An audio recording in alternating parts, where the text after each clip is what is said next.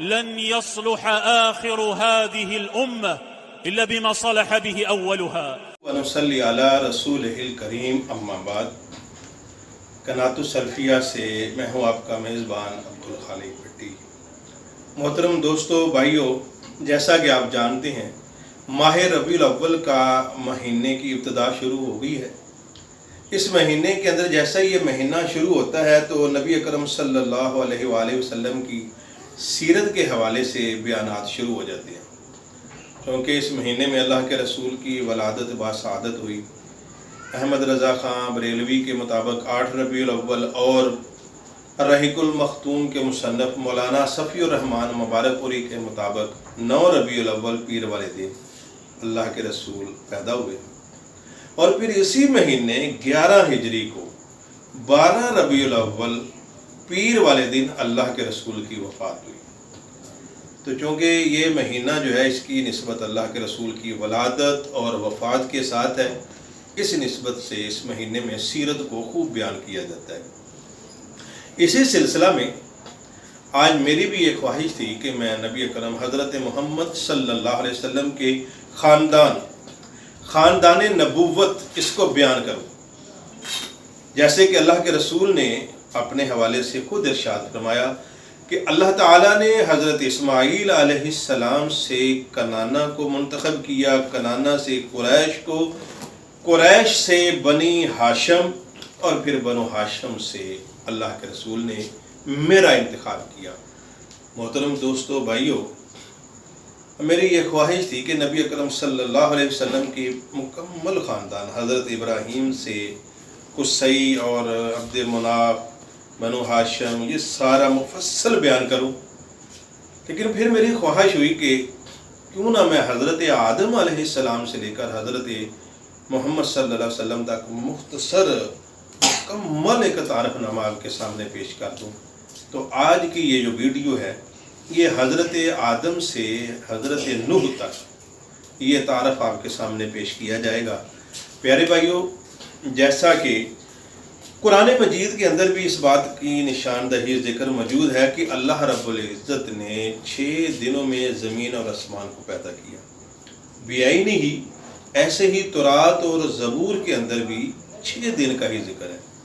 تو جو کتاب ہماری قرآن مجید مصدقا لما، جو تصدیق کرنے والی ہے اس سے پہلی کتب کی، یعنی ایسی وہ باتیں جو ہماری پہلی کتابوں میں یعنی تورات اور زبور میں جو باتوں کی تصدیق قرآن کر دیں وہ اس میں کوئی شک نہیں. قرآن میں بھی 6 دن کا لکھا ہے، تورات اور زبور میں بھی 6 دن ہی پیدائش کا لکھا ہے. پھر اس کے بعد حضرت آدم علیہ السلام کو پیدا کیا گیا اور ان کو باغ عدن میں رکھا گیا. اب یہ باغ عدن کیا ہے؟ یہ تھوڑا سا اختلافی مسئلہ ہے، لیکن میں اپنے حوالے سے اپنے نظریہ جو ہے وہ میں بیان کر دیتا ہوں. باغ عدن جو تورات اور زبور میں جو اس کا موقع محل بیان کیا گیا ہے وہ ہے دریائے دجلہ اور فرات کے درمیانی علاقہ. اس میں وہ کوئی ایک جگہ تھی باغ عدن جس میں حضرت آدم علیہ السلام کو رکھا گیا. یعنی وہ اسی دنیا میں عراق کے علاقے میں ہی ایک جنت تھی. اب اسلامی نقطہ نظر کے حوالے سے اس میں اختلاف ہو سکتا ہے. قرآن نے اس چیز کی وضاحت نہیں کی، کھل کر وضاحت نہیں کی کہ حضرت آدم علیہ السلام آسمانی جنت میں تھے، کیا ان کو آسمان سے نیچے اتارا گیا تھا، یا وہ دنیا کی جنت میں تھے. اسلام اس کی طرف کوئی اشارہ نہیں کرتا، بلکہ تورات اور زبور کی بعض باتوں کی تصدیق اللہ کے رسول کی اس حدیث سے ہوتی ہے کہ جو اللہ کے رسول نے واقعہ معراج میں آپ نے فرمایا حضرت جبرائیل علیہ السلام سے سدرۃ المنتہا کے موقع پر آپ نے فرمایا کہ مجھے جنت کی 4 نہریں دکھائی گئی ہیں، جن میں 2 نہریں باطنی ہیں، 2 نہریں جنت کی ظاہری ہیں، یعنی دریائے نیل اور فرات. اللہ کے رسول نے بھی دریائے فرات کو اور دریائے نیل کو باغ عدن یعنی جنت کی نہر قرار دیا. اگر یہ دریائے فرات جنت کی نہر ہے، اس حوالے سے کچھ تصدیق ہوتی ہے جو تورات اور زبور میں یہ بات لکھی ہے کہ باغ عدن سے 4 نہریں نکلی. تورات اور زبور میں بھی 4 نہروں کا ذکر ہے اور اس حدیث میں بھی 4 نہروں کا ذکر ہے۔ تورات میں پیدائش کے جہاں باب ہے پیدائش کا، اس میں لکھا ہوا ہے کہ باغ عدن سے جیہون کی نہر، پیسون کی نہر، دجلہ، فرات، یہ 4 نہریں نکلی جس سے پوری دنیا کو سیراب کیا جاتا تھا۔ بہرحال یہ ایک اختلافی مسئلہ ہے جس میں ہم اپنی کوئی حتمی رائے نہیں دے سکتے۔ جب حضرت آدم علیہ السلام نے باغ عدن میں وہ اس پھل کو کھا لیا جس کو یعنی اللہ نے منع کیا ہوا تھا، اس کو پھل کھانے کے بعد جب ان کو جنت سے باہر نکال دیا گیا اور ان کی بیوی اماں حوا کو بھی ساتھ ہی باہر نکال دیا گیا، تو پھر اللہ تعالیٰ نے ان کے پیدائش کا سلسلہ شروع کیا اور پہلے بیٹے حضرت آدم علیہ السلام ان کے ہوئے قابیل، سب سے بڑے بیٹے قابیل، پھر دوسرے نمبر پر ان کے بیٹے ہوئے حابیل اور تیسرے نمبر پر ان کے بیٹے ہوئے شیت، جنہیں اسلامی زبان میں، عربی زبان میں شیش کہتے ہیں۔ تو اب ہم تھوڑا سا ان کی تفصیل بتا دیتے ہیں آپ کو۔ حضرت آدم علیہ السلام کے یہ 3 بیٹوں کا نام ذکر ہے۔ سریانی زبان میں، کیونکہ حضرت آدم علیہ السلام کی زبان سریانی تھی، تو سریانی زبان میں قابیل کو قائن کہا جاتا ہے۔ یہ جو ناموں کا تھوڑا سا اختلاف آپ دیکھیں گے اگر آپ تاریخ کی کتب پڑھیں گے تو تورات اور زبور کے اندر یہ ان سلسلہ نسب کو جاننے کے لیے ہمیں تورات اور زبور کی تاریخ کا سہارا لینا پڑے گا۔ جیسے عام تاریخ کی کتب کو ہم پڑھتے ہیں تو کم از کم ان تاریخ کی کتب سے یہ جو سلسلہ نسب تورات اور زبور میں لکھا ہے یہ ان سے کچھ بہتر ہے، تو ہم اسی کے اوپر ہی اعتبار کریں گے۔ تو یہ سریانی زبان کے جو کچھ لفظ ہیں جو عربی زبان سے مطابقت نہیں رکھتے۔ مثال کے طور پر حضرت ابراہیم علیہ السلام کے والد کا نام قرآن میں آزر لکھا ہے، اور آپ تورات میں پیدائش کے باب میں حضرت ابراہیم علیہ السلام کی جب سلسلہ نسب پڑھیں گے تو وہاں پر ابراہیم کے والد کا نام تارح لکھا ہے۔ تو یہ صرف زبان کا فرق ہے، شخصیت میں فرق نہیں ہے۔ یہ نہیں ہے کہ آزر کوئی اور شخصیت ہے، تارح کوئی اور ہے، ایسا نہیں ہے۔ تارح کا ہی ایک دوسرا لقب آزر جسے عربی میں استعمال کرتے ہیں، ایسے ہی اس قابیل جو ہمارا عربی زبان میں نام ہے اس کو سریانی میں قائن کہتے ہیں۔ تو آدم علیہ السلام کے بڑے بیٹے قائن یعنی قابیل ہوئے، پھر حابیل ہوئے اور پھر شیش ہوئے۔ یہ قائن جو ہے یہ کسان تھا اور جو حابیل ہے یہ ایک چرواہا تھا۔ دونوں بھائی اللہ کے حضور، کیونکہ اللہ کو ماننے والے تھے، توحید پرست تھے، تو اللہ کو خوش کرنے کے لیے انہوں نے اپنے نذرانے پیش کیے۔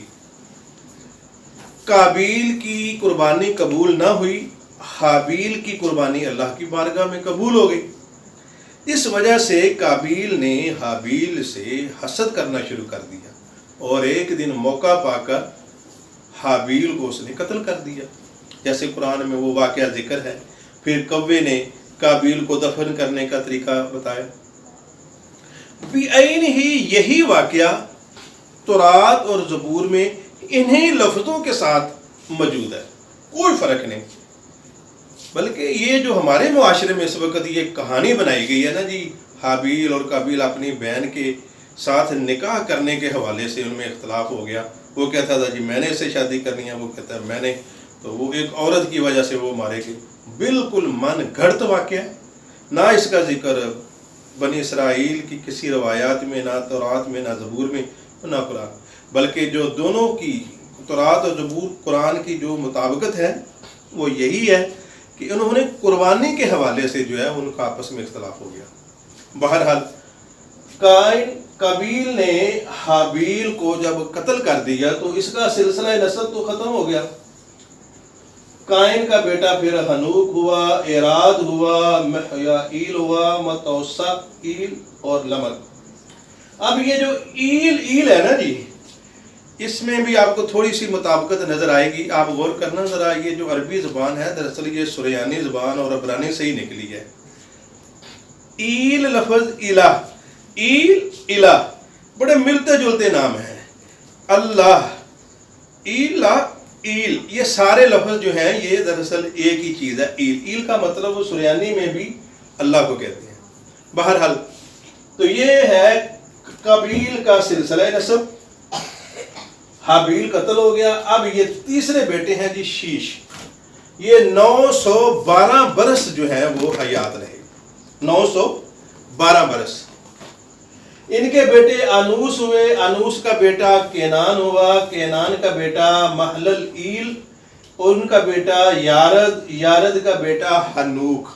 یہ جو ہنوک ہے سریانی زبان میں حضرت ادریس علیہ السلام کا نام ہے ہنوک. اب حضرت ادریس علیہ السلام یہ بابل میں پیدا ہوئے. وہاں پر یہ حضرت آدم علیہ السلام کے بعد یہ پہلے نبی ہیں. حضرت ادریس علیہ السلام جو نبی ہوئے اور انہوں نے قلم کا استعمال کیا اور ان کے اوپر صحیفے بھی اترے اور انہوں نے اللہ کی خاطر بابل شہر کو چھوڑا اور مصر کی طرف ہجرت کی. 365 سال حضرت ادریس علیہ السلام نے انہوں نے زندگی پائی. پھر ان کے بیٹے متوسلہ. سریانی زبان میں اس کو متوسلہ، عربی میں کہتے ہیں متوشلخ. یہ بھی 969 سال زندگی پائی. ان کے بیٹے پھر ہوئے لمک. لمک بھی 770 سال تک حیات رہے. اور پھر ان کے بیٹے نوح. حضرت نوح علیہ السلام یہ 950 سال زندہ رہے. یہ مختصر حضرت آدم علیہ السلام سے لے کر حضرت نوح تک آپ کے سامنے میں نے سلسلہ نسب بیان کیا ہے. تو پیارے بھائیوں، حضرت نوح علیہ السلام کے بعد جب وہ سیلاب کا واقعہ آیا اور جس سیلاب میں پھر پوری انسانیت جو ہے وہ تباہ و برباد ہو گئی، اور اس کے بعد پھر قابیل کی نسل تو بالکل ختم ہو گئی. یعنی یہ جو لمک تک جا کے جو قابیل کی نسل تھی یہ ٹوٹل تباہ و برباد ہو گئی طوفان کے اندر. اور پھر نوح علیہ السلام کے جو 3 بیٹے تھے، حام، سام، یافس، ان 3 سے اولاد چلی. ایک بیٹا جو ہے وہ بھی سیلاب، چوتھا بیٹا سیلاب کے اندر غرق ہو گیا. تو اگلی ویڈیو میں انشاءاللہ اب ہم حضرت نوح علیہ السلام سے لے کر حضرت ابراہیم علیہ السلام تک جو مشہور نبی آئے انشاءاللہ ان کا تفصیلی بیان کریں گے. تو اجازت دیں، انشاءاللہ اگلی ویڈیو میں ملاقات.